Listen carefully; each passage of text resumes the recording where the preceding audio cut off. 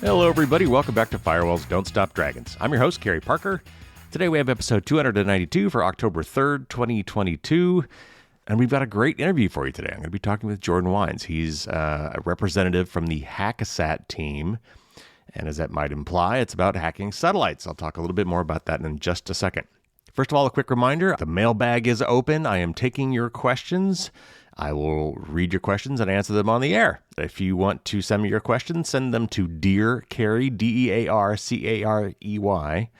at firewallsdon'tstopdragons.com. If you want all the details, go to my new shortened URL thing. Go to fdsd.me/Q&A for details. There's links in the show notes as well. And I will be drawing a name out of the hat for all the people that submit me questions. And if you win that little raffle, I'll send you a free copy of my book. All right, everybody. So today we're going to be talking about hacking tournaments, hacking contests called Capture the Flag or CTF contests. And in the interview, we'll talk about what that really means.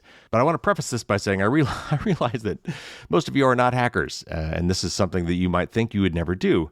But I wanted to talk about this for a couple reasons. First of all, it's really interesting. I don't know of any other profession where one of the primary ways that people get training and keep their skills up to date is by playing games, contests, competing against each other. This is like a real part of being a hacker or a penetration tester, maybe a pen tester.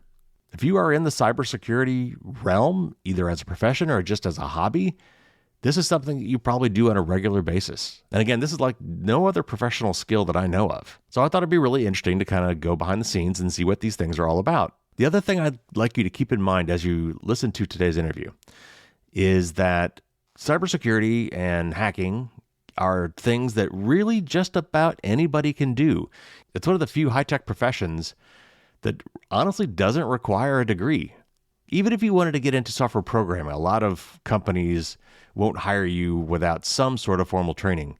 But for some reason, when it comes to cybersecurity, that's just not the thing. All you really need to do is show your proficiency. And the way a lot of people get proficient is through these contests, these Capture the Flag contests. And also, if you just want to kind of play around with this stuff and get an idea for how your computer is vulnerable and why we ask you to do the things we ask you to do, like having long, strong passwords and things like that, dabbling around with these little CTF tournaments, which you can do absolutely free, will give you a lot of insight into that. So today we're going to be talking with Jordan Wiens, and he's representing the HackASat program, which is now in its third year.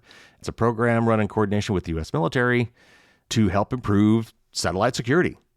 And you might think, how do you hack a satellite? I mean, it's, many, many miles above the Earth. How does one hack one of these things? Well, if you think about it, of course, these things are connected to us via wireless networking capability. Therefore, if you can point an antenna at a satellite and have the right equipment and know-how, you can hack these things like you could hack somebody's webcam. And these things are hackable, and these things have been hacked. In fact, at DEF CON this year, I think there were 2 different stories just this year about somebody hacked a satellite. Somebody hacked a Starlink satellite using $35 in equipment. And someone else hacked a decommissioned Canadian satellite to broadcast the War Games movie around the planet using, I think, $300 worth of equipment. It can be done. And these satellites are really important, not just for communications, but for GPS and a lot of things that we take for granted. So we're going to get into all that stuff today with Jordan. One quick definition before we start, he does throw out the term MMO. If you're not familiar with that, that means massively multiplayer online, which is just some jargon that basically means a lot of people are participating remotely online. I'll have a few more things to talk about, but I'll save that for after the interview. All right, so let's dig in a little bit and find out how these Capture the Flag tournaments work and how hackers hone their skills.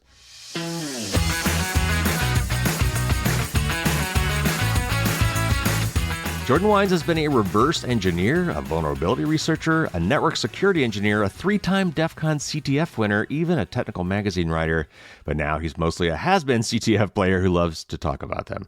He has been the CTF expert for the first 3 years of the HackASat program, and he was one of the founders of Vector 35, the company that makes Binary Ninja. Welcome to the show, Jordan. Thanks, Kerry. I'm happy to be here. We're going to talk about CTFs, or capture the flag tournaments, and this is something that I'm sure some of my audience has heard of. They've heard me mention it, probably off and on here and there. The HackASat program is really cool. We'll talk a little bit about that, but I kind of want to dig into CTFs at a more high level and explain what they are for muggles, for people that maybe are not used to them.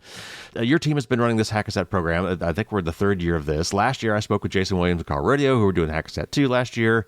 So maybe just real briefly, remind us what the program's all about and maybe what's new this year. Yeah, absolutely. So first, I will differentiate. I am basically the talking head for HackASat. So Vector 35 is my company, and we do a couple of things. I do a lot of CTF stuff, and so I came in just to help with like the visualization and the talking about the CTF. Okay. Jason Williams, who you talked to before, his team, they do all the hard work. So all of the really good, technical, in-depth, hands-on work, that's all them. Okay. And I'm happy just to talk about it, and so I just want to make sure I'm not claiming credit for the work that they're doing at Cromulence. But yeah, there's a number of other groups, companies, parts of the government that are all involved in HackASat. But the idea behind HackASat is several years ago, the government sort of looked at what the security community was doing with these capture the flag competitions, which we can talk more about, and said, hey, that seems really good. How do we leverage this to improve the security of space? Because there's like a lot of specific problems just in satellites and in space communications and whatnot that you don't have kind of on the ground. And so that was sort of the goal. And they've it takes a huge amount of work. A lot of people look at like a DEF CON CTF or some of these other capture the flags, and they would say, oh, like that'd be cool. I want one of those for training or for whatever purpose for my company.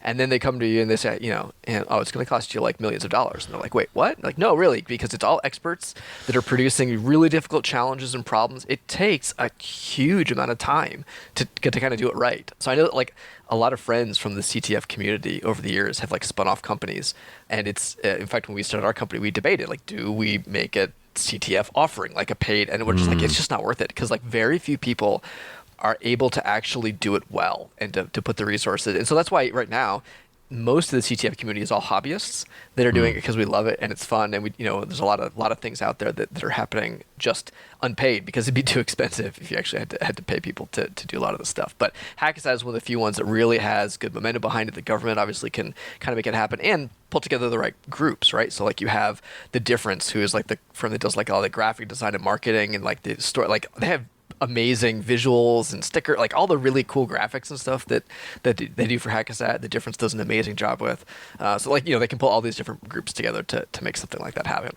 In terms of like what's a capture the flag, right? So like we said it, but like what is this? I usually tell people it's a lot like running around in your backyard, except the field is code. And the flags are like data, right? So you're either going on and you're either stealing a flag, stealing a piece of data that's not yours and taking it back to prove, haha, I solved it. Or sometimes it's just, and there's different like sort of styles of these games too. And the most common one is just everyone's attacking the same server, and you're all trying to get the flag first, or you're trying to get the most flags, and it's scored based on kind of how many you get. HackASat is really unique. HackASat, DEF CON CTF, there are very few other CTFs these days that are what we call attack defend. And an attack defend CTF means it's what it sounds like, right? It's like that's like the real capture the flag game in the field.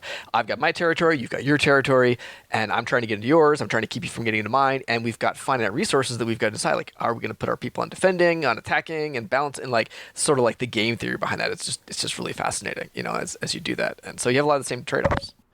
Well, and last year when I interviewed those two last year, we talked a lot about why satellites are so important in modern day life. And I mean, some people think about television satellites and communication satellites, but there's GPS and there's several other things and GPS alone, I mean, the things that require a solid GPS system are huge. So anyway, I'll encourage the audience to go back and listen to that if they have time. But this HackASat program, this is something that you guys have been developing over the years, and I think it's been evolving over the years. I don't know if it's like a phased thing, like each year there's a like a lot of times DEF CON things are phased things where there's this year we're doing this and our next milestone is next year where we do something slightly different or more advanced. So what has changed in HackASat? What does the evolution of HackASat look like?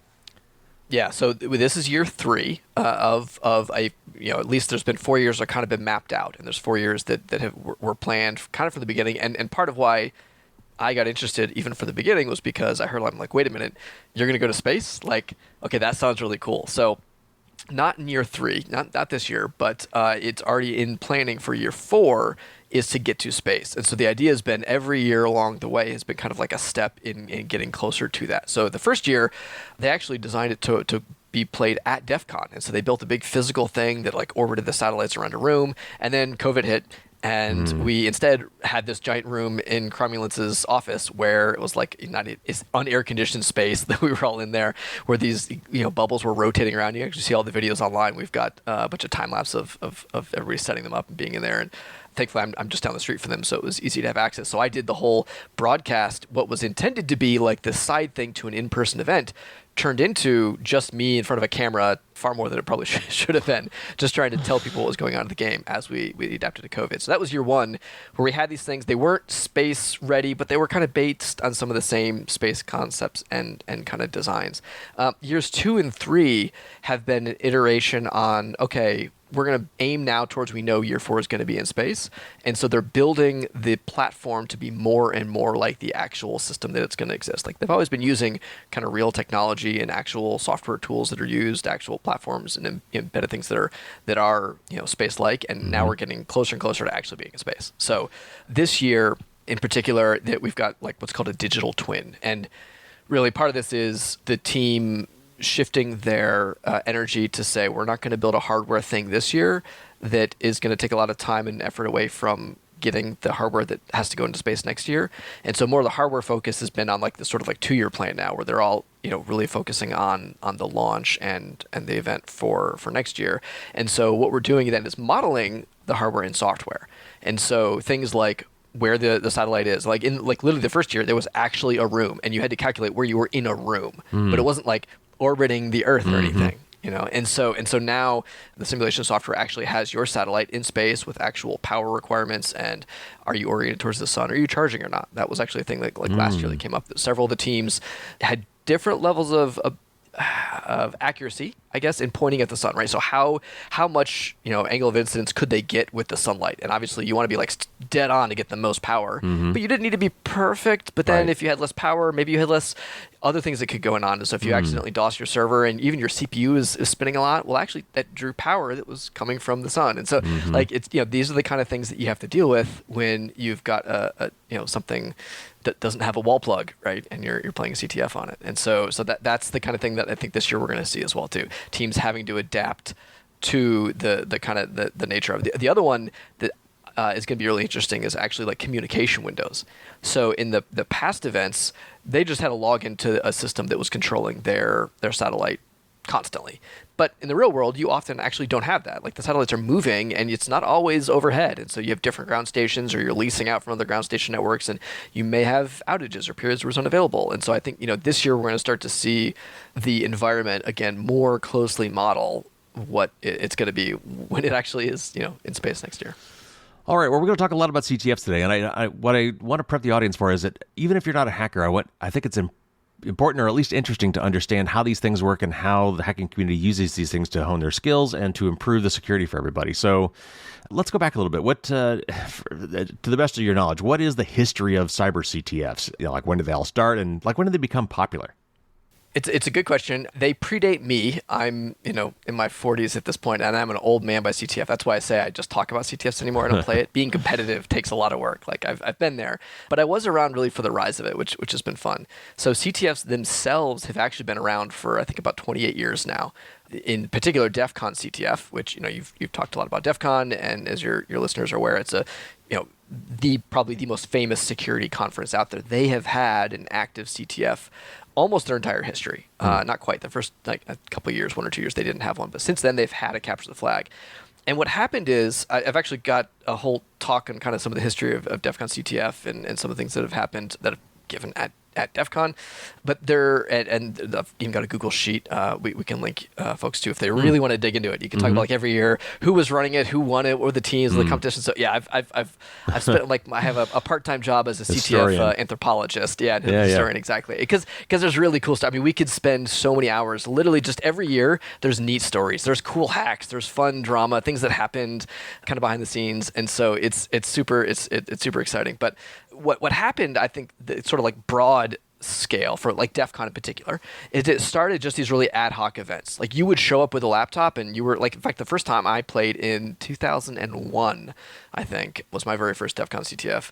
And you would just walk up and just like join a team. And you would sit down, and if you got plugged in, you hope you were secure because people were going to be attacking you. You were part of the CTF, right? And while that's kind of still a little bit in scope depending on the CTF, now really it's much more formalized and structured, right? Like you show up, first of all, you can't just sit down and play. You have to qualify. There's actually like an entire qualification round where only the best teams can even play because there's just too many people that want to participate. You know, at DEF CON in particular, you get like a black badge as like the big prize, and you get 8 black badges for winning the CTF. It's the only event that like has year after year consistently gotten that many badges. It's always been the creme de la creme, the biggest kind of thing going on at DEF CON in terms of like notoriety, certainly, right? And so you used to actually leather jackets too. I don't know if they still do that anymore, but I have like several like leather jackets that were like the special thing you got. I haven't seen those. Did they give them out at the ceremonies at the end? Because if they do, then I didn't see them the last 2 years. Well, so this year, I was on stage when we announced it this year because I actually had a role with a thing called Live CTF, which is a whole separate thing. But the team that won when MMA won, they took them off to the side to go get their black badges, and I don't know if they got the jackets or not. But I'll have to ask some folks there. It wasn't like you won money. It wasn't like so like HackASat actually has serious prizes. There's pretty good cash prizes. So DEF CON, you win this badge and a black jacket. But there's no money. Other CTFs, not just HackASat, have done prizes as well. So HackASat is one of the bigger kind of cash prizes thing, really to draw attention and to get like the best people taking it really seriously.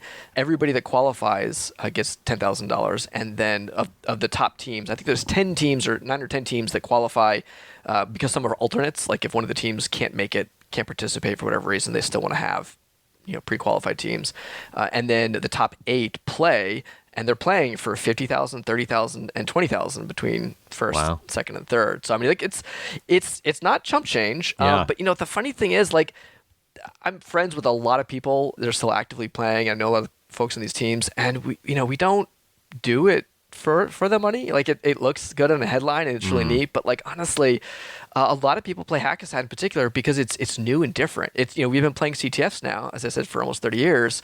Not everyone. There's very few people who've actually been active. There's like one guy. So Chris Eagle is the only person I know of who's basically been playing CTF since the beginning, and is still competitive and active, which is amazing. He's really, really good. But most people can only play super competitively for a short period of time, and we don't really do it for the money. It's we're all well-paid security professionals, usually in our day jobs, and so it's really about interesting challenges, learning things, problem solving, proving that we're the best, the notoriety. That that's usually the most motivating thing. So you mentioned doing this for a job. There's a massive shortage right now in cybersecurity personnel. I looked at one website called CyberSeek. It said there's over 700,000 open positions right now in the U.S. alone in the realm of cybersecurity, which did cover many several aspects of cybersecurity.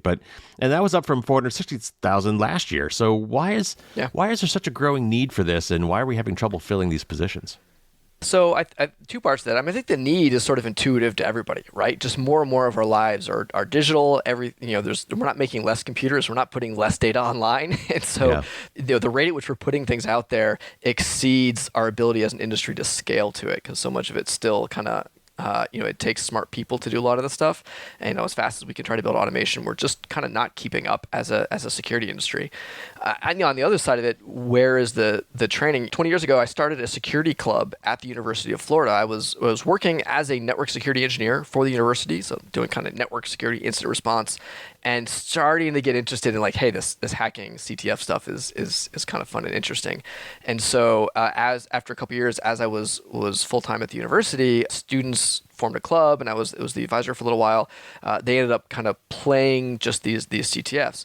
What's interesting is that there has been an increase in the amount of collegiate training and events. Those events called CCDC, the Collegiate Cyber Defense Competition, that is a pure defensive exercise. It's a pure blue exercise, we call it, which is, so we use it like some of the CTF community, not everybody, will reuse some like the kind of military red team, blue team kind of terms get used. I like actually the phrase purple team to describe like DEF CON where you're both attack and defense. You've got both red and blue. The same team is both offense and defense. And actually, it's really important how those two coordinate and communicate. The best team that wins an attack-defense competition isn't always the team that has the best attack, right? Because if you're really good on attack but really bad on defense, you can still lose. And likewise, if you have great defense but you don't know how to attack, you can still lose. And it's really about both of them being good together and sharing what they learn between the two.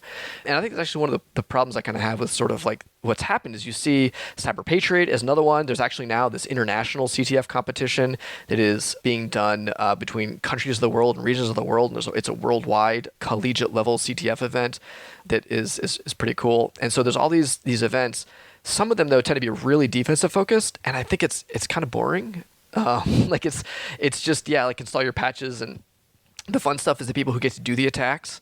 And I think you get more engagement and people get more interested when they can do both. And it's not to say that during my day job I'm going to go and hack somebody else, but it is helpful to understand what attacks are useful and easy and hard, right? And like in kind of your day job. And I think because it also makes it more kind of gamified and more engaging and exciting when you're doing both, I think that tends to be helpful. And so CTFs are though such a good way to recruit and to hire and find people, because people that like are really excited and good at this stuff can just drop in some of these security positions and be so good. I used to work for a defense contractor and led like a team that was doing vulnerability research. We were writing exploits.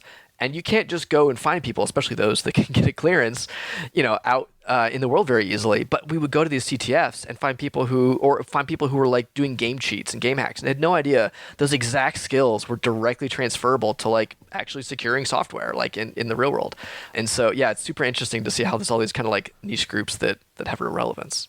Well, as we try to fill these positions, I think one of the things I like to highlight is that cybersecurity is one of these weird areas where it does take a certain level of skills, but it's not like the traditional track of going through college. You can go that way. There are several colleges that are offering cybersecurity degrees, and obviously as a software programmer, I could probably pretty easily make that shift.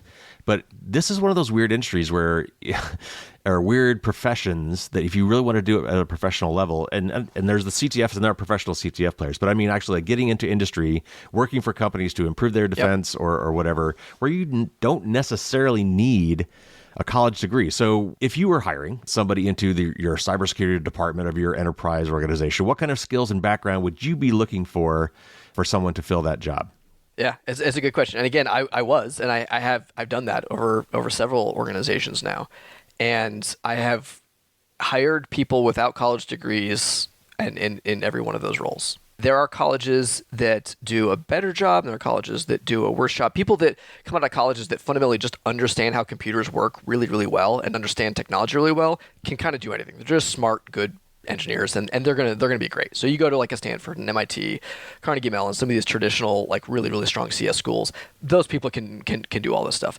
Some of the other schools, they tend to teach like whatever, like they're teaching just a bunch of Java. And so it turns out those students don't know anything at all about how the memory actually works. They don't understand even what a buffer overflow is, because that's just not in the mental model of what computers are. Computers are just a Java API. That's it. Right. And so they do a disservice, right, by kind of teaching that. And, I don't want to knock entirely in the CTF community in particular, and in like the offensive exploitation kind of culture and community that I spent a lot of time in. There's actually a lot of like poo-pooing of academia, and there's a lot of like, it's completely useless, don't bother with us. So same thing with certs. Like certs aren't even all that useful.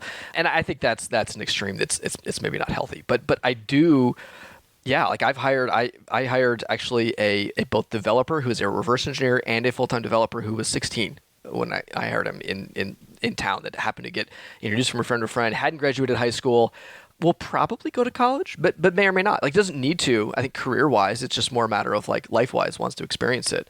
And he's unbelievable. Like, he's got all the skills from like kind of being involved in like the game reversing world, right? It's just a lot of people get really into like, oh, how does this game work? How would I cheat at this? Whether or not you're actually kind of doing it just as a thought exercise.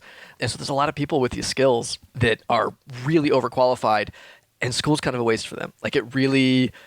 Well, let me phrase again. It's not completely a waste. There's a lot of like valuable life lessons, that college can teach you. It's sort of like living on your own and kind of stepping out for like there's stuff that's valuable there. Learning to work in teams and groups and group projects, all sorts of stuff. But the curriculum doesn't always keep up with. Our field is so fast paced. Security is so changing quickly, and you can also there's so many good resources like CTFs. The fact that we've blown up. I talked a little about like the early DEF CON history. they've grown so much. At one point, I had a tracker where I was counting the number of CTFs, and there were more than one a weekend. So it used to be like every weekend you would have like a CTF, and then it got to be where there's literally multiple every single weekend, like, and you couldn't play in them all because there was just too many. And I think there's well more than that now, right? Like there's just so many opportunities. Now they're specialized, and there's ones all about the world. There's in-person ones, there's online ones. And like that's an incredible resource because you can get practice on both this offense and defensive side for free in these events that are run by this community of hobbyists. And well, a lot of them are professionals, but they're doing it kind of as their hobby. And it's unbelievable, let alone all the other, paid options and online training and certifications, which, there's some value in some of those, but like, it's unbelievable the resources that people have nowadays. Well, and the other thing you alluded to earlier is this is another one of those weird areas where you can pick up people that are doing, you said game hacks in particular. It reminded me of the movie Catch Me If You Can, right? It was Peter Abagnale or whatever, who was Abagnale, yeah. Who was Clayton Jackson doing all these crazy things. It's a fantastic movie, by the way, if you've never seen it, with Leonardo DiCaprio and Tom Hanks. Yep. But he was a crook that basically they caught and they flipped him, basically, right? Now, obviously, this is not something you recommend. You don't recommend people to get into criminal aspects of this. But like you said, game hacks is kind of like this, this area where it's not really a crime necessarily, but it does kind of teach you how to hack. And so that is a definite difference with this industry over many other technical industries. I know a lot of people who so actually it is interesting in the last decade or two you see a lot of people that like got into software cracking or game cheats or game hacking, and the consequences, the penalties, I would still say those are sort of unethical activities depending on how you do them, but it's sort of low key, right? Like kids would be kids kind of level of stuff. Go back even further, and 30 years ago, there were a lot of people that were straight up hacking into servers. And it was, again, the same kind of like, kids will be kids hijinks level of like stuff that a lot of that, people were just for fun hacking into servers. And now these same people are CTO of billion-dollar companies. And, friends that I know that have like, they grew up and this became a real thing. And it went from like this toy that they were just doing to mess with their friends. They would literally be breaking into the servers only to screw with their friend. Like that was the entire purpose in this back and forth cat and mouse kind of game. And then, now there's much more serious consequences for it. But the great news is, again, now there are CTFs. There's these other environments that you can practice and learn these skills that are entirely legal and far less likely to get you thrown in jail. Right. So not entirely. There's been some fun stories about people who accidentally almost got thrown into jail on a trip to Korea one time about, anyway, playing CTF. Well, the other great story that was in the news in the last year or two was I think it was a high school kid who rickrolled his school system. Did you see that one? Where I haven't seen that one. No. Oh yeah, he somehow like the last day of school managed to get like 6 different schools in his school system to show the rickroll video, and you couldn't get off the video. And thankfully, this could have easily have gone the wrong way. Certainly with like the Computer Fraud and Abuse Act and things like this, guy could have been probably locked up for doing this, but the people involved were like, nice going, because he didn't really do anything harmful, and he kind of tipped him off, and it was let off like the kids will be kids, and I'm sure that guy's got a career ahead of him now, where he could have he could have just as easily been probably jailed under some weird interpretation of the CFFA. Absolutely. Well, and the other opportunity people have now are bug bounties too, right? Which also didn't exist 20 years ago. Like this whole trend of bug bounties where a company is paying you. Like I was one of the first people to get United's 1,000,000-mile bounty for a remote code execution bug in their infrastructure. Wait, they paid you in frequent flyer miles? Okay, so the taxes, it's a whole thing. It's a whole thing. I'll link you some old tweets where I was not happy with it because it was a little awkward and weird. Like they're non-fungible. Like I can't transfer them, can't give them to somebody else, but I had to pay taxes on them at the valuation that they made up. But on the other hand, I did fly my whole family of 5 to Japan and England, and wife and I took business class to Europe. So I got some nice trips out of it, but it was also almost $10,000 in taxes. So there was that too. But, all right, so bug bounties. Finish your thought on bug bounties. Yeah. So bug bounties, again, are another opportunity that a lot of people have nowadays. You see, a lot of professionals don't engage in bug bounties because it's not worth their time and kind of effort. Like I was kind of doing it on a lark when I did the United one because they just announced it, and a friend was like, "Hey, I'm working on a thing," and but I was running a company. I wasn't doing this stuff. It's just kind of like this side thing. But there are a lot of people who are starting in their careers and they build a resume through bug bounties, which are literally just companies are saying, hey, listen, attack our websites. Here's what's in bounds. Here's what's out of bounds. If you find something and you tell us, we'll either pay you, we'll give you a t-shirt, we'll reward you with something good. And oftentimes it's pretty decent cash payouts if you do enough of these. And so there are people that have built careers doing these kind of bug bounties. So it's a great way to start. Although I will say that there is like this very tip of the iceberg. Very few people are making a full living wage kind of on bug bounties, but it's an amazing thing for people to start, and then often will turn into a full-time gig, elsewhere.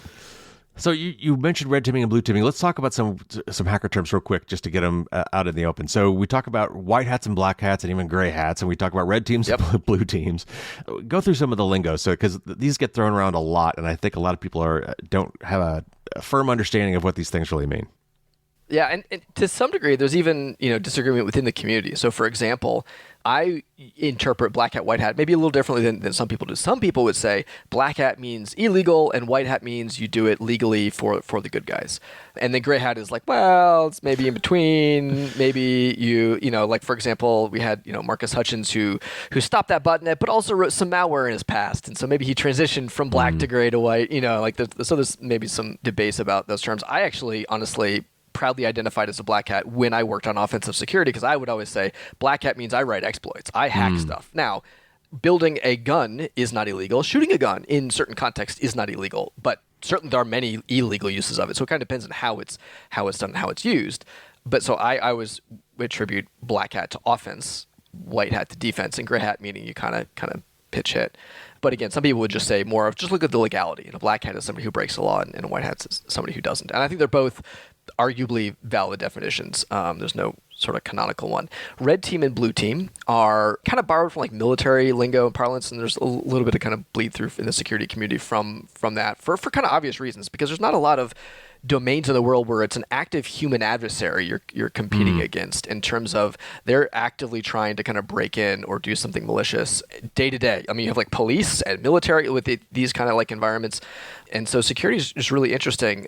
It's not like a scientist who's researching a problem. The microbes don't get smarter. Well, maybe they evolve a little bit, but generally the microbes aren't adapting as rapidly as a human can to what you're doing. And so like in security, we are dealing with a very thoughtful, intelligent adversary. And so red team is the adversary. Red team's the person trying to break in, trying to defeat a security mechanism. The blue team is the defensive team trying to protect the system. And sometimes you'll hear like purple teams.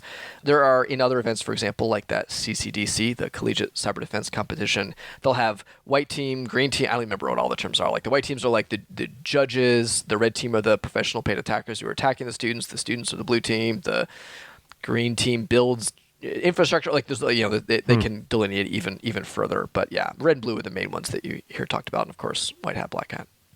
All right, so let's, for the benefit of the audience, let's dig into a little bit more like some of the details of how a cybersecurity CTF works. Like you alluded to some of these things, but like how does a typical capture the flag contest set up? What are flags? How does one capture them, with some examples? And how often do you work alone versus it in teams? And how do you figure out who won?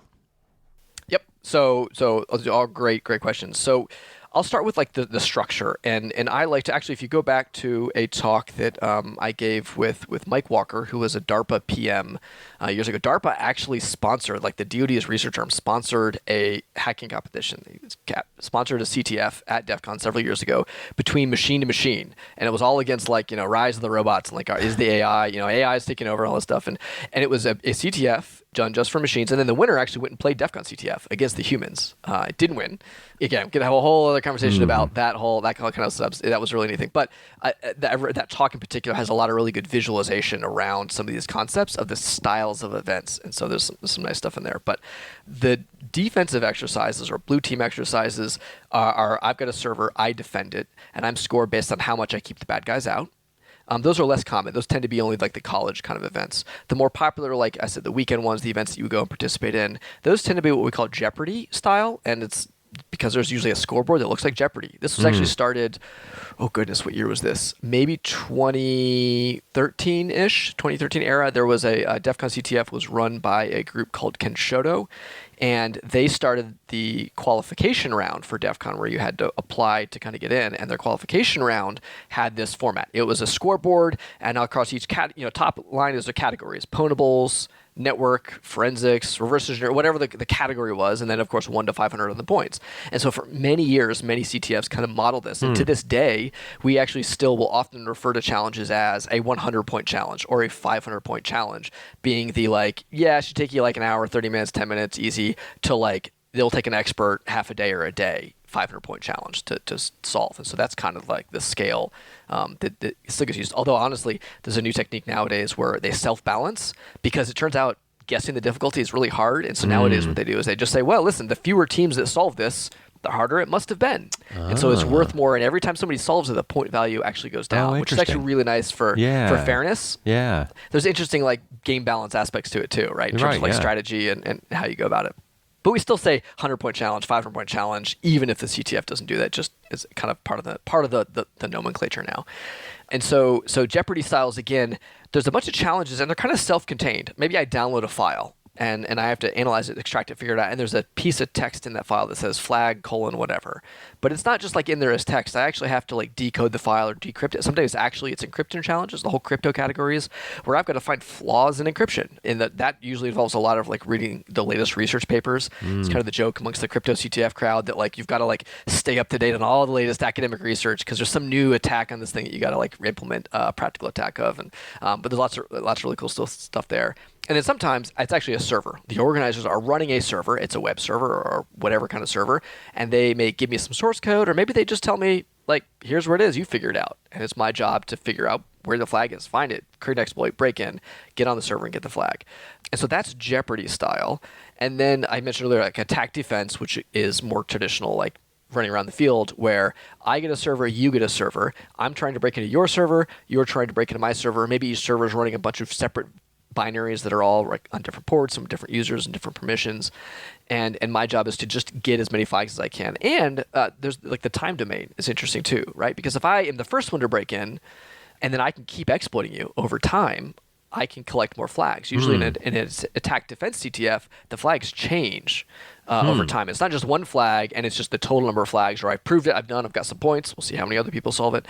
In an attack defense CTF, I actually have to maintain my access, to continually hack you, and you're trying to block me. You're trying to watch the network, figure out how I got in, patch the binary, prevent me from getting in, put up a firewall rule, whatever, it depends on the event. And so that's a really stressful, that's how DEF CON CTF is, and it's incredibly stressful. I enjoy Jeopardy more personally. I think it's fun. It's just less kind of stress, but it's certainly, for people that really like the high stakes, really like active battling and proving you're the best. That's attack defense. But there's less of those competitions. You asked about team size earlier. I think that's a really, really good question, because a lot of people will say wow, I don't have a team.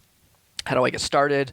And sometimes the answer is just find people around you and you badger them, you bug them until you get them to play with you, because it is so much better to play with a team. There are certainly individuals, and there's a lot of CTFs that you can kind of play as individuals, but any of the top events require teams of all very, very good people. So, DEF CON CTF, there were 16 teams in the finals, and I don't know the hard numbers, but I know there were several teams of 60 or 100 people, and there's no small teams anymore. So the average team size has grown tremendously. Back when when I was more active in DEF CON a decade ago, you could play as a 4-person team maybe, or 6 or 8 was very common, and 12 was decent, and then 20 was we got a big team there, and a couple of larger teams. But nowadays it can take a very big team. Now they're really inefficient. Yeah. I've been the manager and organizer, but it's like any big team. Mythical right? man month, right? And squared problems. Exactly. That's exactly right, right? So it doesn't scale just because you have more people, but there are certain things that you can do better at.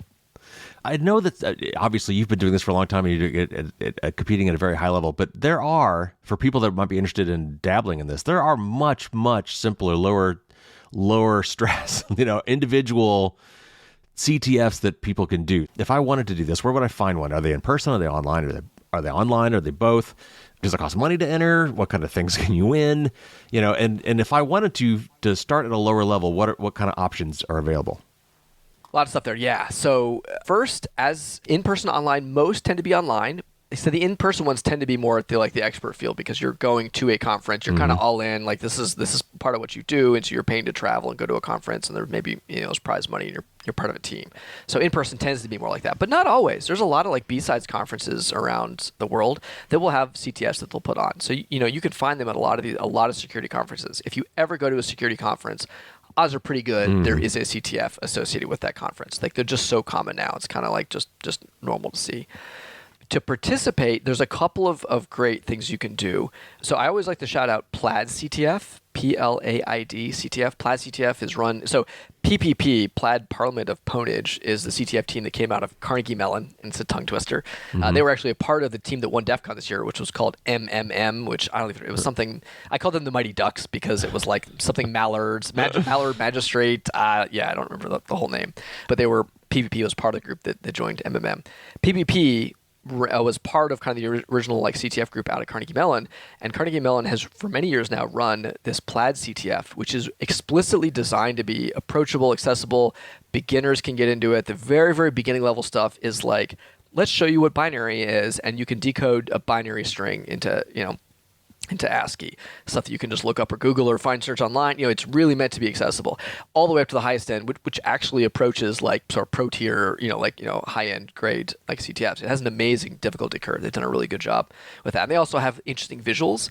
There's a whole separate thing about part of why I was interested in HackASat is because the very first year we participated, we built like this 3D model that showed sort of what was kind of happening, and it had scoreboards that were like in space. And like, I think there's a lot that the CTF community needs to do to make this easier to follow and to see what's going on and to learn what's happening and to like understand it.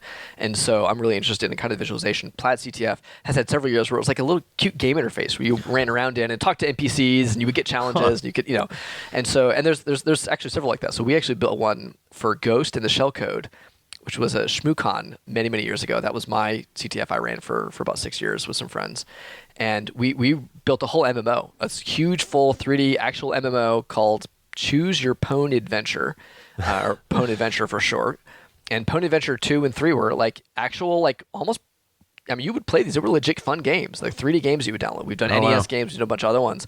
And the challenges are baked into the game. You have to like run around, actually hack the game, or like you get some, I don't know. So there's a whole, there's just so much stuff. Sorry, I geek out on this stuff because there's so many interesting things that have happened in this community. I find those games really engaging for people, right? Because again, a lot of people start hacking games or having a visual element or like seeing, like being able to see what kind of happens and what it gets you versus just a text prompt and a file and some bytes. And so I do find those really as one good way to kind of get people suckered into what's actually a career, right? I think you're playing a game. Well, there's a local group security group here that I participate with on a very infrequent basis. It's a great group of people. And they used to have like a first Friday of the month where they do an online CTF together. We'd get on a Zoom call like this. And there was I'll look up the service and I'll put it in the show notes, but there was a service that was free that you could get into, and they had varying levels, and they'd say, okay, this week we're going to do this one. And they have named contests, and they assign difficulty levels to each one of them. And there's these flags, and they're usually a server you need to hack into, and there's clues. You go to the main website, and then you'll get some clue about, well, maybe I should check on this port and see what's going on there. And so that's been kind of fun. So I will put a link in the show notes for folks about that. So those are usually called war games, and that's kind of like the term that you would search for. So the idea is that typically when we say CTF, and it's again kind of just weird, sort of like this is just what the community calls it. I don't know how it evolved this way. CTF is just, it's an event. It runs for 48 hours or maybe a couple days or a week or whatever, but like, and it's over. And it will still be online. Maybe you can go download the challenges, but you're not like in the running. War games are the exact same thing, but just meant to be like, it's just online. Anybody can drop in, drop out. And it is meant to be solved over a longer period of time. It's not as much of a time crunch. And so that's kind of a distinction used internally. So ctftime.org is the main website that the Capture the Flag community tracks all their events on, and actually has scores and rankings and logins. It's a whole thing. But you currently see it's clearly a global sport. Right now the teams from around the world are on the top 10. So there's 3 Chinese teams, 2 Russian teams, a Swiss team, 2 other teams that don't have a country, but I know, for example, one of them has a lot of U.S. grad students. So there may be some international backgrounds, but they're all living in the U.S. as well as a bunch of U.S. students that form that particular team. So like you can see like where they are from around the world, but you also see all the events. You can see upcoming events, you can see past events, and you can see the challenges. You can go and download all the challenges from all these old past events. You can go find some of them and download them. The other ones are like pwnable.kr is another war game style one, and pwnable.tw, I think, and reversing.kr. There's a whole bunch of different of these websites that just have, lots of cool challenges. Some of them have write-ups. Don't look at the write-up if you can help it, right? You always like don't cheat yourself. Try to spoilers, yeah. Like, exactly, right? Like it's like looking at like the game cheats. Like sometimes you got to get to it. You want to move on and get unstuck, but like you got to grind a little bit. You'll learn better and you'll enjoy it more. But there are write-ups for some of these things. Well, that's actually something I loved about being a software engineer, and I think it translates to hacking as well. Is code is a lingua franca. I mean, and thankfully for me, it's most languages are written in English. So like the verbs and the nouns and the things that are part of the language, we are spoiled because it's in English. But nevertheless, it's a language unto itself, and once you learn that, you can learn how to control computers, and it's something that anybody could do around the planet, regardless of where you're from, which is great. Okay, so this is one of the things I think is really cool. One of the things that I don't think a lot of people realize, or maybe don't, is that a lot of hackers, most hackers, everything from what we call script kiddies, who are the people that are really just like, I don't know how to do this, but I found this tool that lets me do it. Run a program. Yeah. Right, all the way up to, expert red teamers, rely on a plethora of hacking tools to do their job. I mean, it's a part of what you do, and part of what you're being a professional is knowing where to find these tools and how to use them. So, any programmer worth their salt has a tool to, we will automate anything. If I had to do something more than twice, I wrote a script to do it because I got tired of it. Absolutely. Right? That's why Python blew up, I think, right? In the security community was because Ruby and Perl and Python, but like Python was just so quick to like automate and prototype, and I used bash scripts for far too long before I finally got converted to Python, right? But like absolutely, like we want to automate things and have it be scripted as much as possible. So, I mean, I know you've created one of these yourself, which you're free to talk about, but what are some of these tools that hacker use? Like, let's name a few of like the big ones. What do they do? And then I got to ask, are there ethical issues with creating and distributing these tools? Because these tools, while they're great for CTFs or whatever, could also be used for real hacking. So give me some thoughts on that too. Yeah, it's a good question. So there's a lot of tools, and it's actually an interesting debate in the CTF community about how much should the CTF be tool agnostic and how much of it is just like, oh, once you know the right tool, you just win. And usually a good CTF, it's not just a matter of, in fact, this is actually particularly, so there's a whole category of challenges called, stego challenges, steganography, right? Which is the art of hidden messages. Literally, steganography is hidden messages. And so the idea is that I give you an image, and hidden inside my image, it's natural for that style of CTF I described earlier, right? For that Jeopardy thing where I just download an image and you tell me there's a hidden flag. Okay, and I got to find it. I got to figure out how it's hidden in this image. But for the many years, steganography was sort of a joke, or at least ridiculed a lot, because it was just like, oh, just find the right open source tool and then just run it, right? Like that was find the right thing and then run it and then you win. And nobody thinks that was all that fun, like after, especially as the skill level kind of increases. And so there is this interesting sort of debate in the community of how much should tools, at least as far as the game side in CTFs, now from a real world skills and from the CTFs that are more like real world based, huge difference, right? That's a large part of what we do as any kind of professional these days online, is knowing the right tool for the job and is building a fluency and a familiarity with these tools.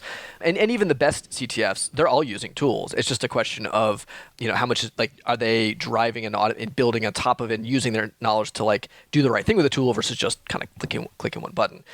So with that out of the way, on the web side, for example, you have Shodan, which, is a really cool, it's more of a web service, right? Where it's just out there scanning the internet, and you can just use to just find things. There have been several CTFs that just sort of require you to look in Shodan for all the stuff that might already be running in their infrastructure, and it will tell you what kind of servers are running and what kind of show you screenshots of machines if they have unconfigured remote connections, and there's a lot of nifty stuff. That one tends to be a little bit more real world. Burp proxy is a real famous web proxy, and so it just sits between me and my browser and the internet, right? So it's taking everything that my browser does and stopping it and kind of letting you look at it or extract it or make a copy of it, modify it maybe, and then send it to the internet, and then vice versa on the way back. And you can also do some extra scanning. It has a bunch of other features. For anybody that does web app security, that's been one of the main tools for years and years and years. I mean, I used to use that regularly when I was doing more web security. As you mentioned earlier, my background is more on the binary reverse engineering side, and so we built a tool called Binary Ninja about 7 years ago. ironically, from our CTF background, like we actually first built it for CTFs because we were playing these CTFs and we wanted a tool that was sort of faster and quicker, not just in its analysis speed, but even like in the workflows and the hotkeys and just how we could get stuff done because CTFs are so like, you got to get it done. And then after a while, we're like, we're putting all this work into this thing. Like this could actually be a real commercial product. And so we actually rewrote it from scratch, released the old version as open source. And that's it. It's very niche, right? This is for people that are taking apart binary applications. Like when you write your source code, it gets compiled, it turns from the human readable language you're just talking about down to the zeros and ones that I know you're familiar with, but not all your listeners may. Like you can literally look at zeros and ones and then turn it back into like this is what it's going to tell the CPU to do, the computer to do. And that's basically what our software does, is it facilitates that translation process all the way back up into source code. So it's trying to turn something that's been compiled where we've thrown away all those handy names like verbs and nouns that you mentioned earlier, and they're gone, and we just have to kind of figure them out and then hope from context we can understand what it's doing, or hope from various debug information, other clues, we can kind of do this. That's what Binary Ninja does. Metasploit maybe is another common one, right? Yeah, so that's actually good.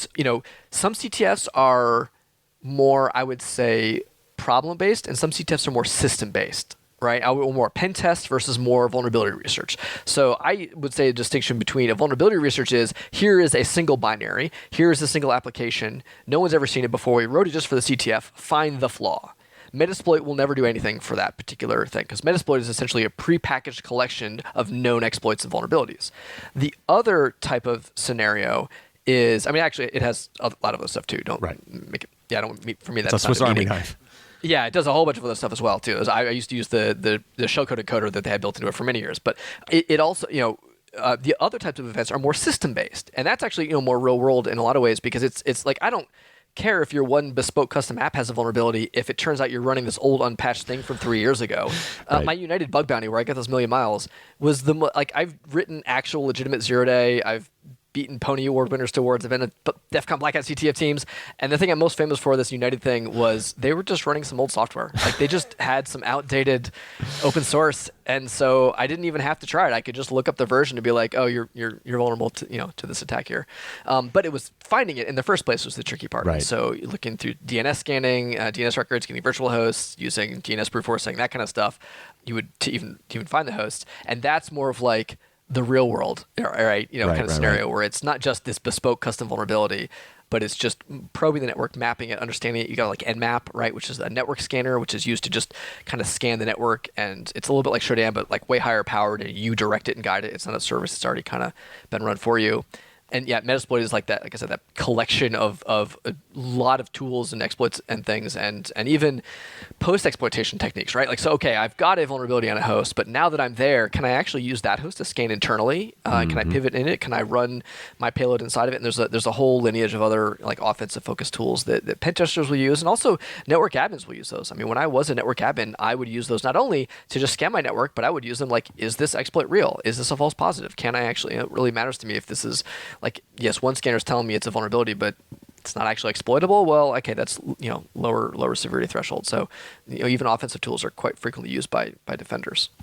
And I think another thing that people maybe not understand in the hacking world is a lot of these things are chained exploits, meaning that when you finally, when someone hacks a system, it's not like they got the one thing wrong, someone screwed something up and they're in. That does happen. But a lot of times it's, well, first I did this, which gave me a beachhead here, then I used that to upgrade to this, and I used that to get over here, and then I went laterally over there. It's a lot of times it's really these, it's not just knowing how to do one thing. You got to find multiple issues a lot of times, and those together, when you put them all together, it becomes really bad.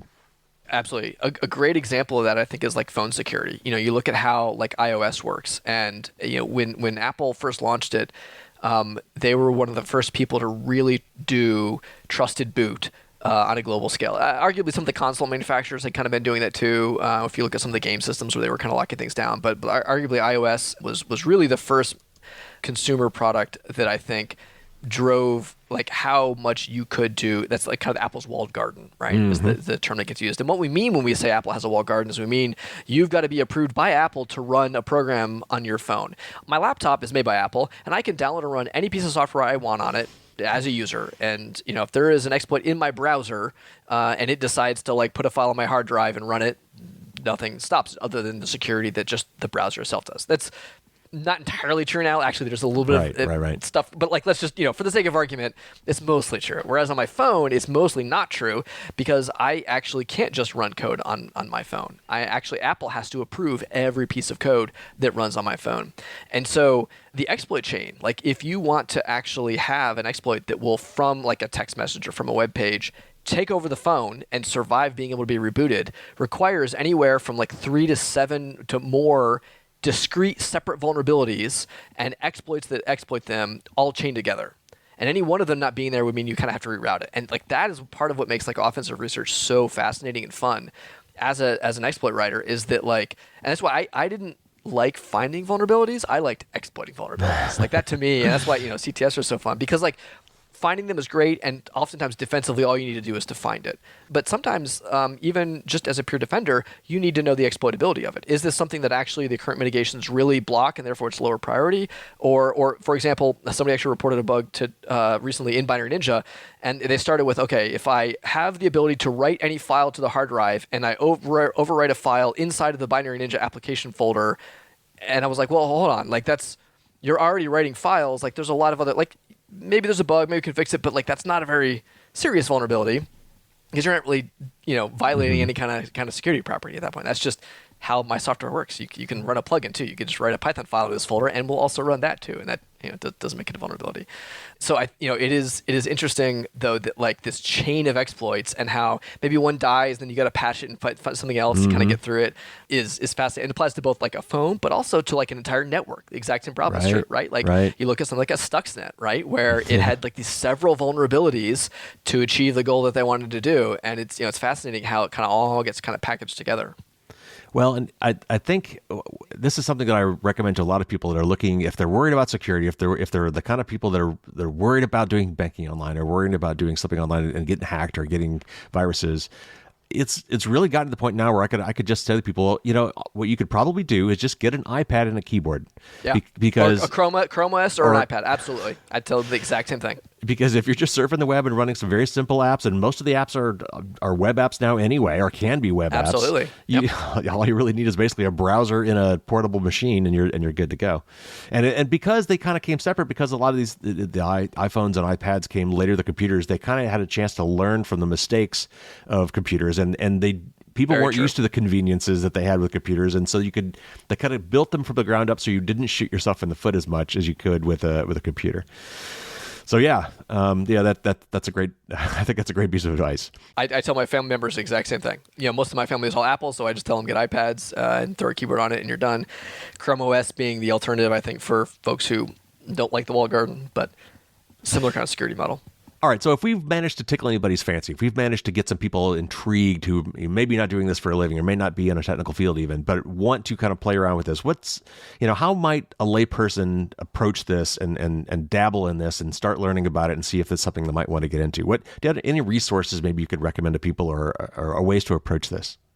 I would recommend a couple things. First, there's a YouTuber by the name of Live Overflow.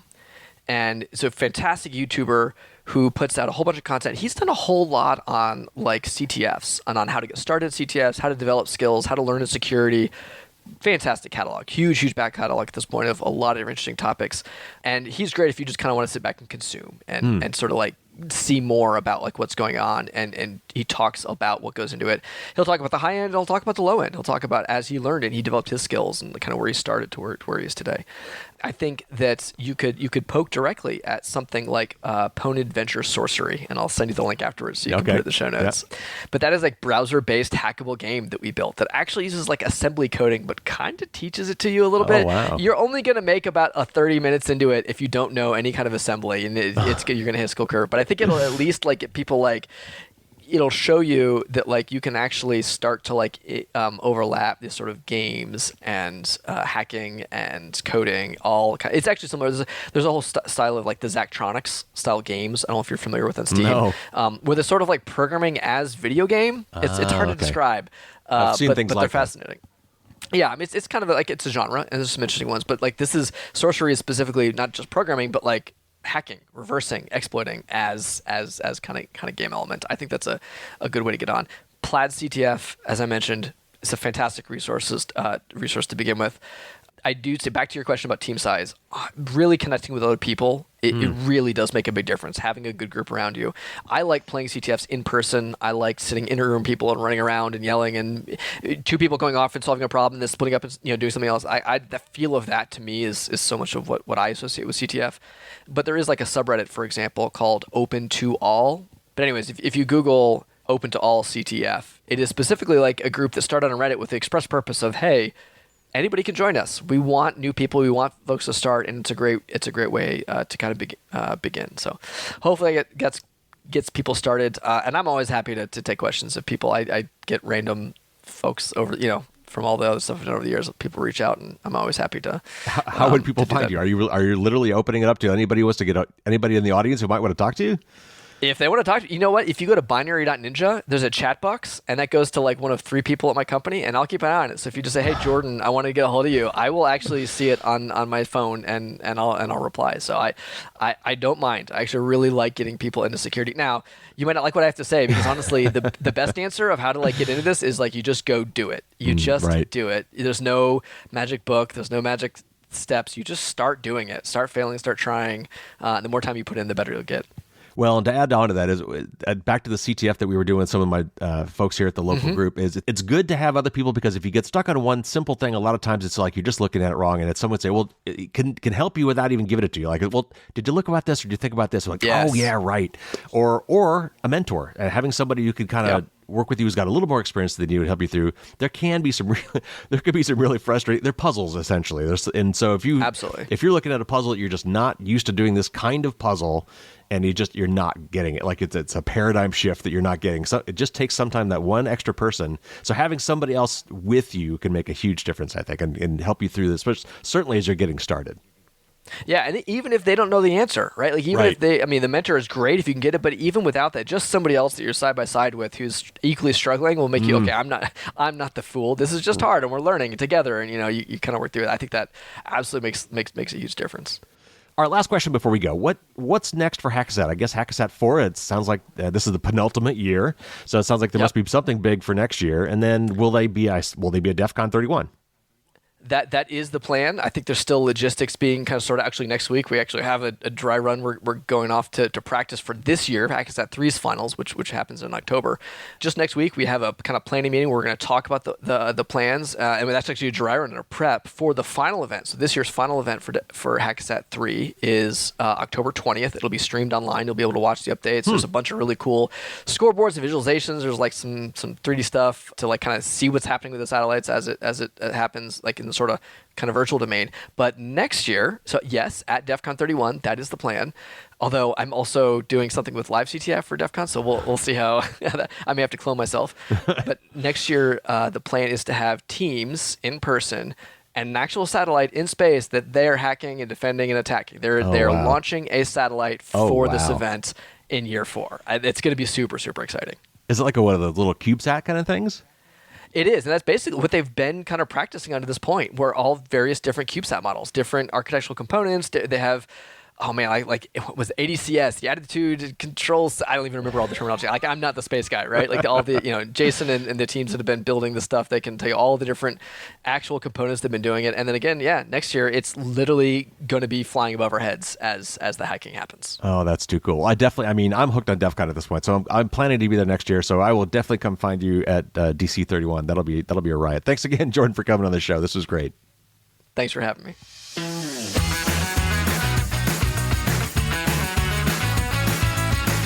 I want to thank Jordan again for coming on the show. That was a lot of fun. I learned some really cool stuff there. I hope you did too. I hope you found that interesting, even if you're not a hacker.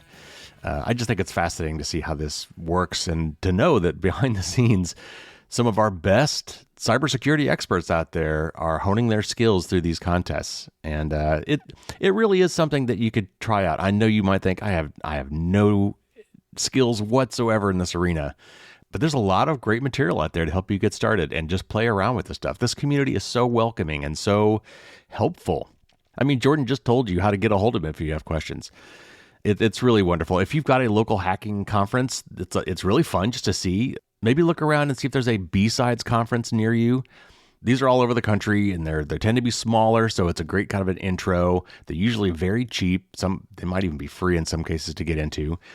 look around and see if you can find a local hacking conference. And if you're at all interested, go check one out. They're very interesting gatherings of people. They'll probably have areas where you can learn how to pick locks. They probably sell some funky hacking tools that you could play around with. It's a really great community, and I highly recommend you check it out.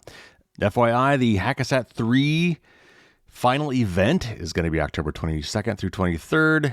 If you want to get some more information on that, go to hackasat.com, HACKASAT.com. There's a link for that in the show notes. And of course, he mentioned tons and tons of things today. And I've tried to find them all and put links to all of those in the show notes. All the tools he mentioned, all the tutorials and learning things and online CTF contests. I tried to put all the links to that in the show notes today. I also put a link to the article about that kid who rickrolled his school. And I probably should have mentioned this before. If for some reason you're not familiar with the term rickrolled, there was this guy back in the 80s, I guess, named Rick Astley, who had this song, Never Gonna Give You Up. And somewhere in internet history, it became a thing to trick people into watching that video. And when you got someone to click a link or go to a website or do something that they expect one thing, but instead they get this video from Rick Astley, it's called being rickrolled. And this kid managed to put the rickroll video on all the projectors throughout the school system all at the same time and put in all these protections to keep the teachers and the administrators and IT folks from stopping it from playing. There's a link in the show notes if you want to get the information on this, but it was really kind of cool. And it's just a classic hack. It was completely harmless. And thankfully, the school system, had a good laugh and, gave a pat on the back, and there was no harm done because, there are some school systems that would not have looked so kindly on that and would have prosecuted him like a criminal, which he wasn't. Anyway, so I think that's a very interesting story. There's a link in the show notes if you want to learn more about that. Now, I'm dead serious. This is something, if you have any interest in computers at all, you can get into this realm and you can dabble in it. You can just have fun with it. You can do these capture the flag tournaments that are totally free and happen every weekend. And you just want to play around with it and have some fun, maybe get some of your friends involved. It's a lot more fun if you do it in a group and just kind of poke around this stuff and learn how computers can be compromised. And if you find that that's at all interesting, without going back to college for another degree, you could play around with this stuff, and through bug bounties and some of the other things, you could actually make some money. Like some of the lowest bug bounties are $1,000 a pop. And there's a lot of low hanging fruit out there, believe me. So if you really want to get into this, there are some great online resources. A lot of the links I gave you today will help. Seriously, if you've ever thought about it, don't let it intimidate you. Give it a shot. Check it out. The service that I was trying to remember during the interview that I couldn't think of the name of was called Try Hack Me. And of course, there's a link in the show notes for that too.